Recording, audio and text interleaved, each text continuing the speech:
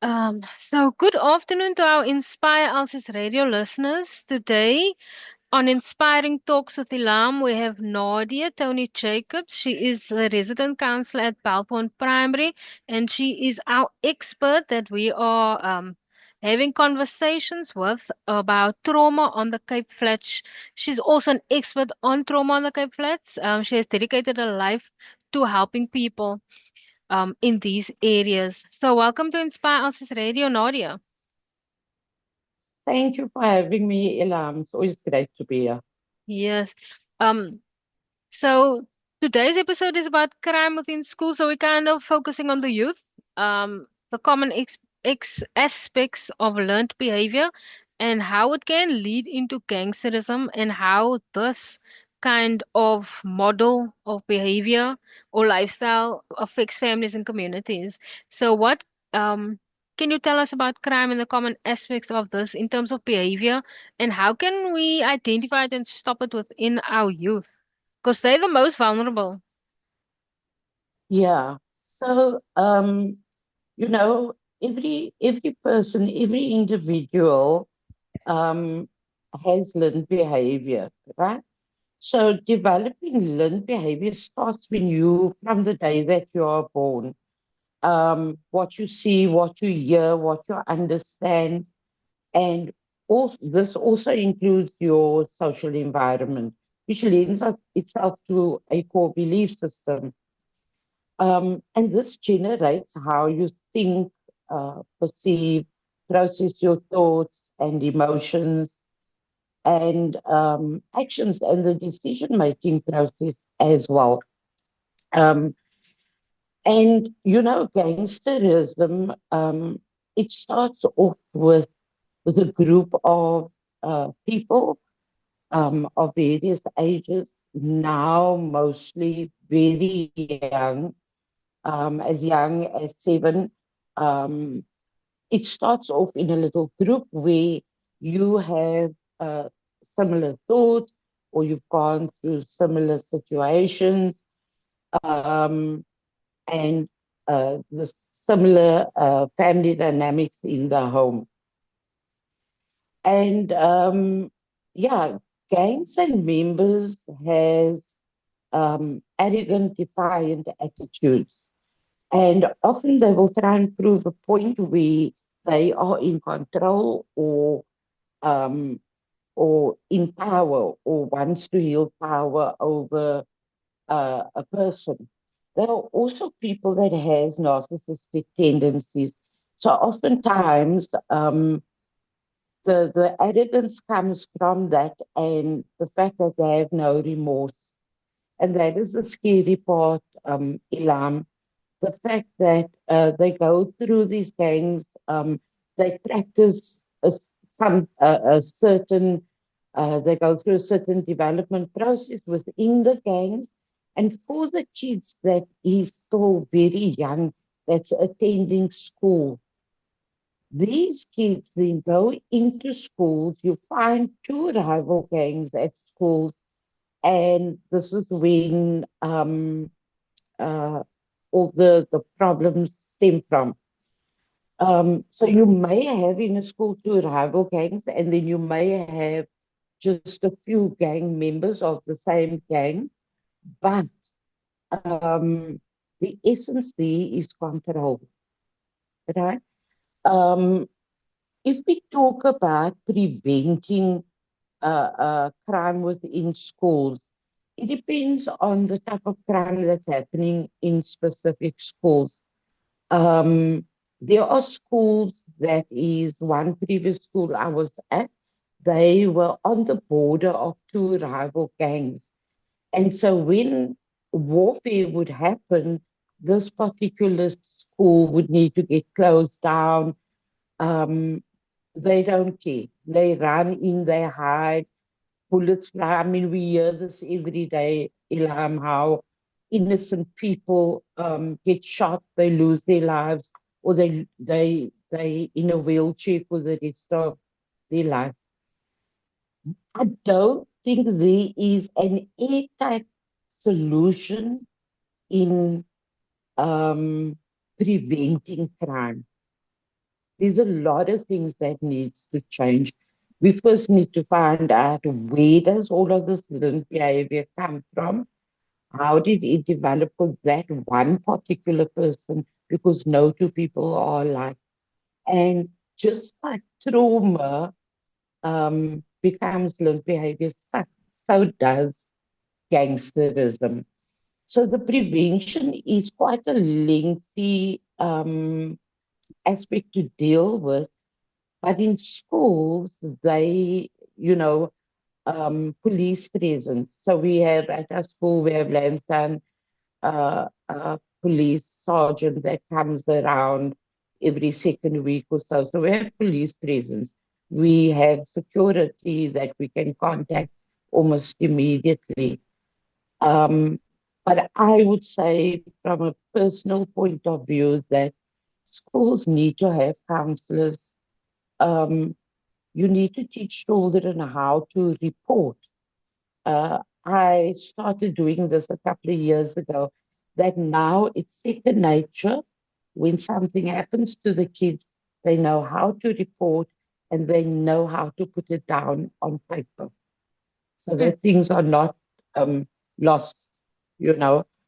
And basically, that's where we need to start. There's quite a few things that one can do um, as as to looking at prevention within the schools and in the community as well.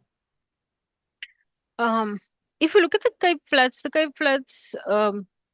people in the history comes from apartheid, where the group areas act kind of force certain people, especially people of color, into one place and very far from economic growth or economics. So, um, poverty is a big part of gangsterism because they can't find proper work. And I'm not saying everybody, some people do choose that lifestyle, but if you're looking at it from an economic point of view, if you don't have anything and this person is offering you money, community, they offering you this brotherhood or this love, or sisterhood, and so you kind of vulnerable to that because you don't have any other option. You don't have the option to go to town to go look for work, 'cause they're not going to give you work.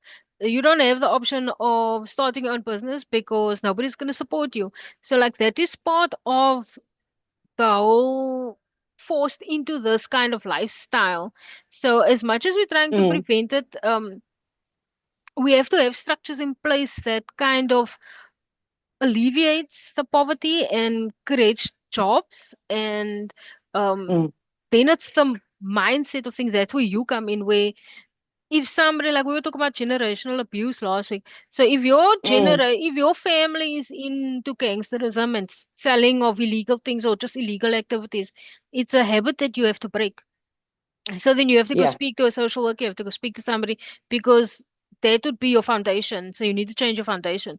So if, say, now the Mm. government or private sector is providing jobs and they're trying to help the community so that South African society can be a better place to live in, then from that aspect, then where do you take it from there, Nadia? You see, the thing is, Ilham, for all of us, I feel we need to know what our purpose is first of all.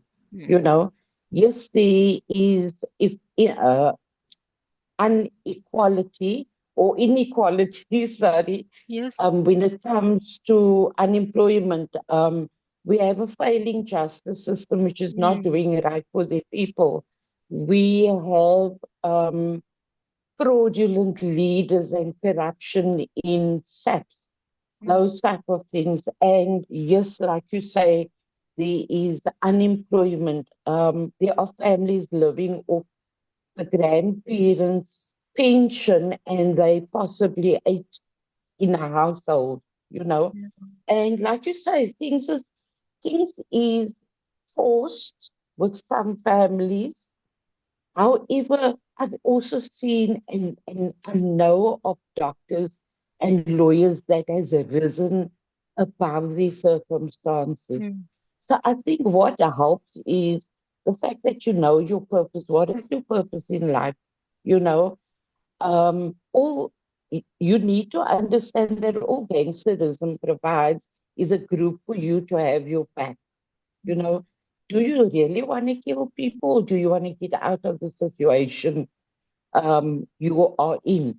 So there are, if we look at our TAs, teachers' assistants, that's been made possible for them where they can earn a bit of an income. If you have, if while you doing that, if you find it's something that you want to do, then you need to go and do the research.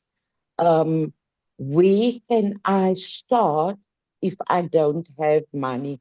There's such a lot of governmental programs available to people that are unemployed. But the other thing is, Ilham, a lot of people want to live in a victim mentality. Mm. I'm not putting blame out to anybody because um, we don't know how certain people feel within their circumstances. And I give respect all over.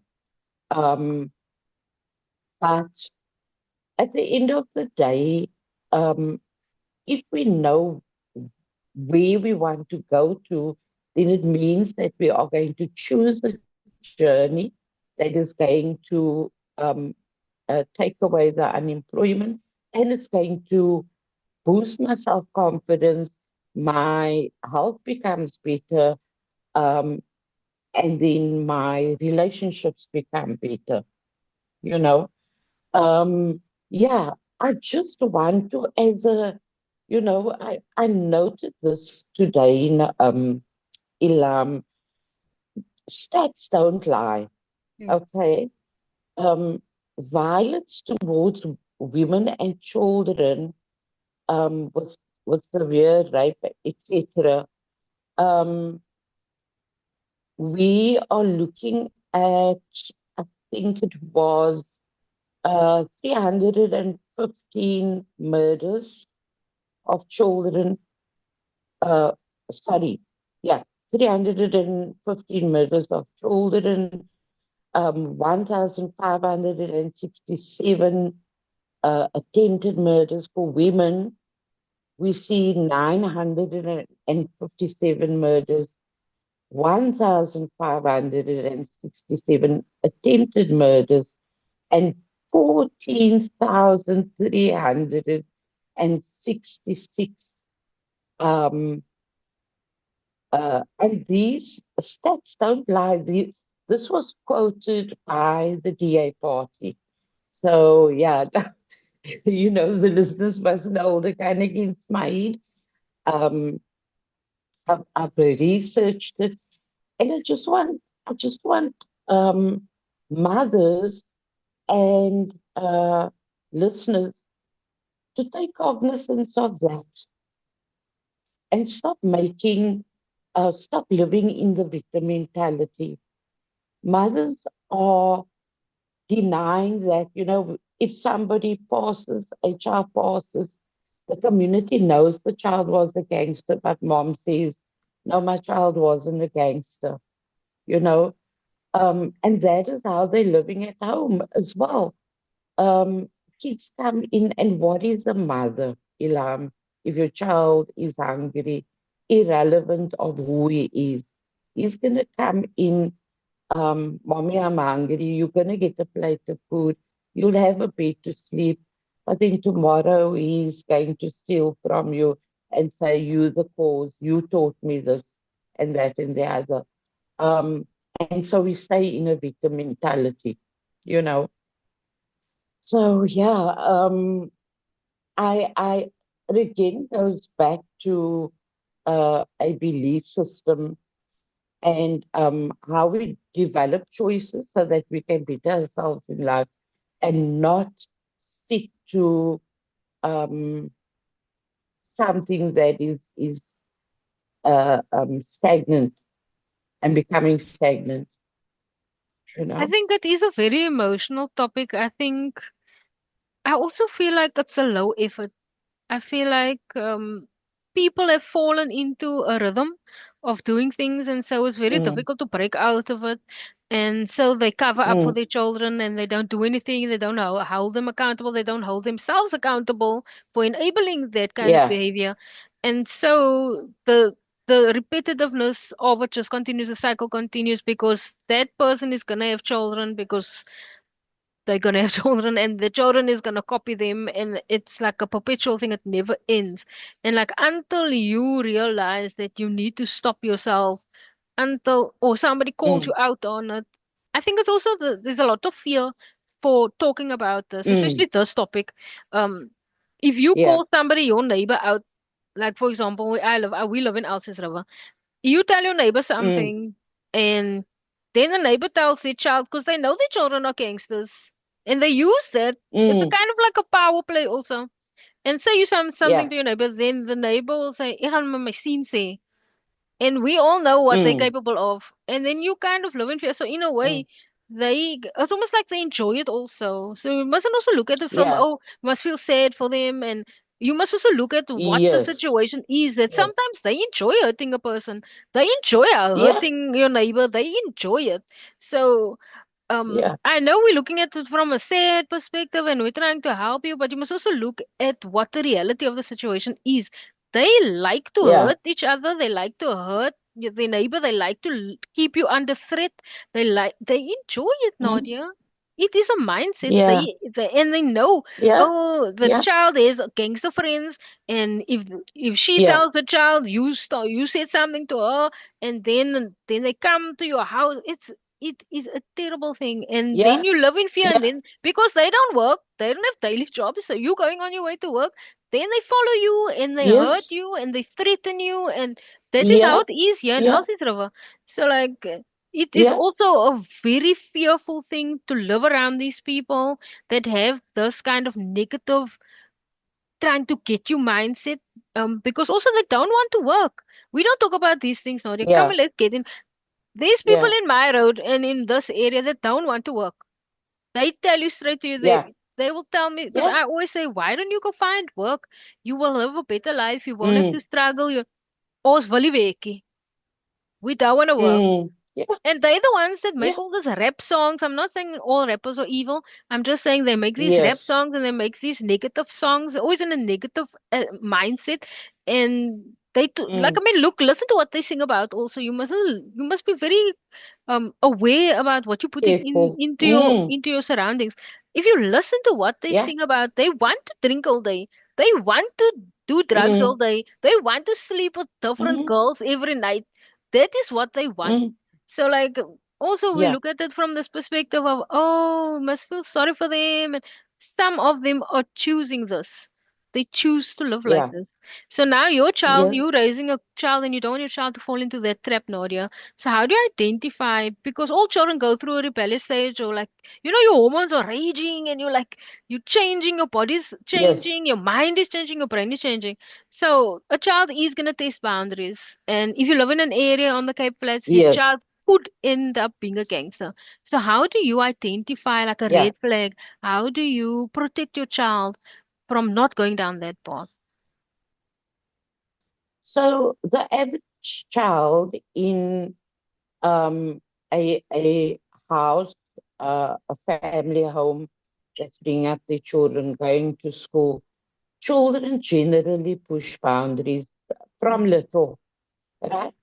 But normal boundaries look like it still holds the values and morals intact. Um, Pushing healthy boundaries looks like meltdowns or temper tantrums or sulking, giving them options. It's one can see and hear you can still reason with them. However, with gangsterism pushing boundaries, you're gonna have a child coming home later than normal. He starts lying. He starts stealing out of the house. He may come home. He or she may come home intoxicated, Mm. and go onto a path of misuse of drugs or alcohol. And like I said earlier, Ilham, it can start as early as 7 years old. Remember, gangs. target who they want. And soft targets So also. the yes. So the minute they look at somebody, they've decided, no, we need him. He can do this, he can do that. Mm. We can put the little ones through the windows, you know. So with and also with kids that's going into gangsterism, you now start getting calls from schools saying, this is now the third knife we've confiscated at school, or they're selling dacha muffins, or they're selling edibles, right? So the fact that they're younger, and this is what I stress at school when I talk to the kids, we use the common word of bullying, right? It is that is a nice name for a crime. Because if Mm. you were 18 years old, you would have broken the law, you know. Now you're not 18, you're 12 years old, you brought the knife was confiscated, you go through a disciplinary hearing, suspension, and then you come back to school. For me, I have a problem with um, has he learned accountability? Has he learned the responsibility? That child needs to know you're not going to come here and cause havoc. You're not going to come here and look for children to pick up and put into a group because that is what they do. So it's amazing how they are attracted to each other. It's the common um, bond and like significant um, what can I call it? The significant differences of what they both go through, and similar situations of what they go through that navigates them towards each other. And that's when the little groups start, you Mm. know. They also get into immoral arguments, the don't care attitudes. You know what? You can, ek wil nie winkel toe gaan nie, and the disrespect towards the parents, that is the worst, I think. That is it really the worst because, you know, my belief is it doesn't matter where you come from. If your parents has brought you up with dignity, with respect, irrelevant if you had a lot or a little, they do not deserve disrespect. They deserve respect. I don't believe, Ilham, that each and every gangster comes out of a bad home. No, I believe they make choices to be where they are, you know. So, and then on the flip side of it all, they once knew love and affection. Mm. They are human beings. Um, I've spoken to many gangsters, and I always appeal to the human inside of them in the hope that it will spark something for them to want to be a better person, you know. So not every situation um, forms gangsterism. Sometimes it really is just a choice of being part of the group and doing what I want to, and not having a remorse for doing that, you know. The other thing I want to do is say to you as well, Ilham, back in the day, you would have gangsters fighting. They would go to a field and fight it out. But what we have today is cruel. It is cruel um, because babies are dying, you know? People are dying because of this problem. I also think we forget that okay, we're talking about gangsterism, but and then we're just thinking about the man. This man is getting support. Each and every one of them, they're Mm, either supporting each other, but they are getting support somewhere. And whether it's from the mm, girlfriends, and you hear all the horror stories about what happens to their wives and their girlfriends, their mothers are usually the main source of their support. That's their support structure. Because you must also mm, remember a mm, lot of people on the Cape Flats, especially girls, if you're talking from the girls' perspective, they get pregnant very young here. And yeah, then they kind of go off with their gangster boyfriends because they have money, a little money. mm, And then the grandmothers raise the children. And the grandmothers are mm, tired. I mean, when you like 60, 70, you don't have the strength that you had when you were 20, 30. And so the absolutely. child gets neglected. And because the child wants the Mm, love of the mother and they're only getting the grandmother, they go looking for the mother. And then most of the times, especially mm, here in Alsis River, I don't know about other areas because I'm just talking from my experience. Then they go look for the love of their mother, and their mother is with an abusive man. And because sometimes these girls are not developing, they're looking more like women, they're not looking like children anymore, and then they get raped by the stepfather or yeah, even the father. I mean, really, it's really a yes, terrible thing. Drugs is a terrible thing. And like you, an expert in this, like you've seen how drugs affects and drinking any form of substance abuse affects your deterioration. You deteriorate as a yeah, person as soon as you start using substances. And that is part of the problem because as much as you want to blame the mm, man, it is the it is also the female that is playing their part yeah, in this whole toxic situation. So how do we get mm, girls? Because if we can't reach the men, because sometimes men don't want to talk to women. mm, Like you, they're unreachable mm, and they block you and they say they're yeah, done with you and all these things. So how do we as women um take our power back and say like enough is enough. We're not gonna go down this path with you ever again. So you blocking me is actually a blessing. So like how from that perspective, mm, how can we as women, the half of society, build a strong foundation for ourselves and learn how to accept and to not accept bad behavior from men? mm. I think that basically, first of all, the girls that gets into these situations, um, they often haven't been brought up also, and through learned behavior, the morals and values are tainted. And so becoming somebody's um, partner, I'm using the term partner, but it's literally just men sleeping with women under the influence of drugs. Exactly. And having to be able to educate them. But Ilham, for us to educate, the person needs to want it. Mm. That is where the problem lies. You need to want it like anything else. Um, if you know where you want to be in life, it's easier making the journey. But um, also remember that at 12 years old, our girls are now having babies at 12 years old. Oh, it's true. Um, and uh, their bodies, our bodies, yes, are created with the purpose of having babies as well.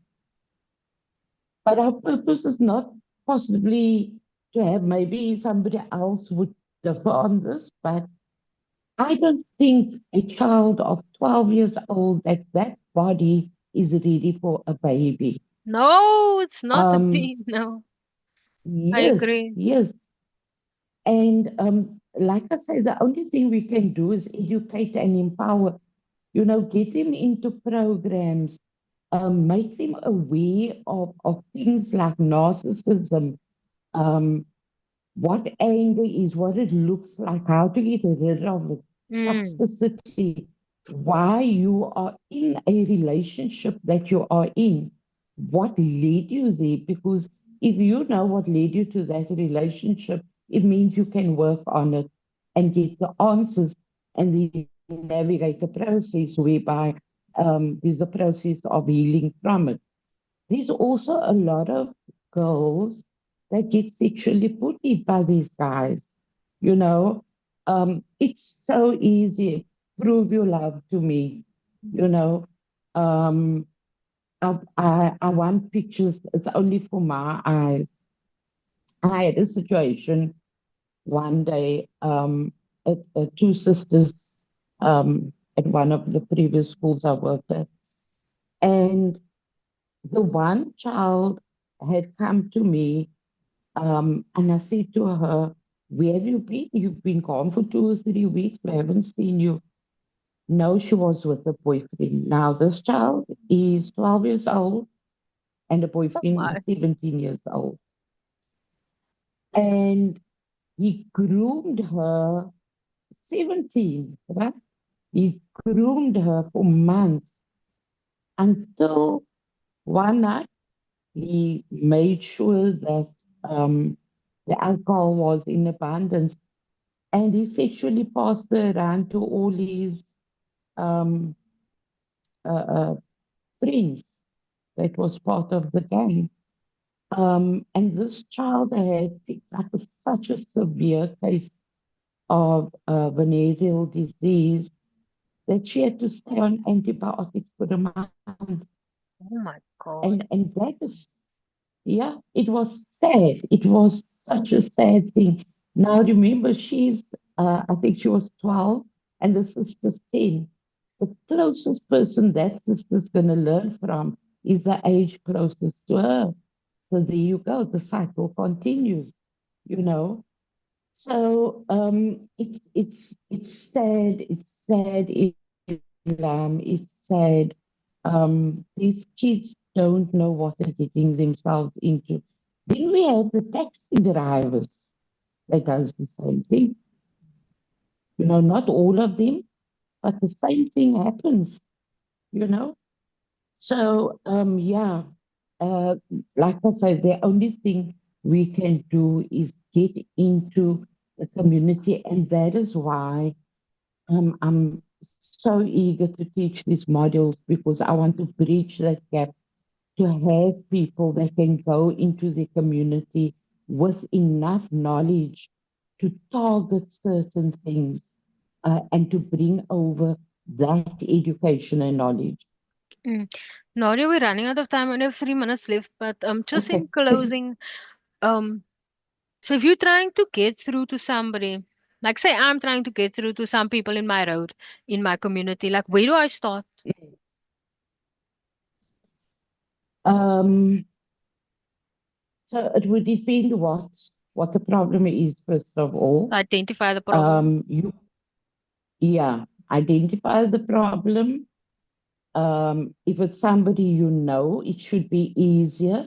If it's somebody don't know, it will be a bit more difficult because that person could easily shut the door in your face. It's not your business. Mm. But you could say, which I think it's a good thing. Hi there. Can I invite you to my support group? Oh. Join an organization where there's a support group where that person they don't need to talk. They just need to sit and listen. At some point, they will talk. So I would use that aspect, use support groups that are available to people. In most of our areas, there are support groups that can assist. And if the person says to you, "Oh my gosh, how did you know I was being beaten?" And you don't need to say, "But I heard it here or I heard it there." You can just say that I've seen something and I felt I needed to help you. I felt you may need help. So yeah, Because I just asked that question, speak to the because I feel like we're always waiting. We're always waiting for someone else to come and save us. Always waiting for government to help us. And I think we need to take mm, responsibility in our own road. Clean up your own road. Find out yeah, what's going on in your own road yeah, and like help each other to be better so that you don't have to be yes, waiting all the time for in hope that someone is gonna come yeah, save you. Save yourself. We've come to the end yes. already with our last minute left. Thank you so much for this series. I'm thinking we must do another series because you You're are welcome.